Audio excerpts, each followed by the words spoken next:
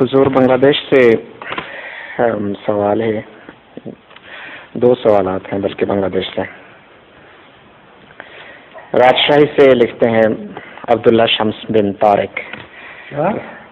عبداللہ شمس بن طارق سوال کرنے والا ہے۔ وہ پوچھتے ہیں کہ آج کل بہت سے لوگ کھیل کو اپنے پیشے کے طور پر اختیار کرتے ہیں، تو اس بارے میں حضور کا کیا خیال ہے؟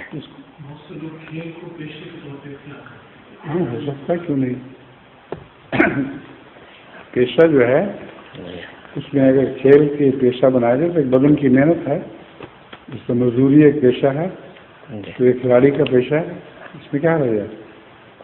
ٹھیک ہے۔ گناہ میں دوسرا سوال ہے، ظہور مہدی آخر زمان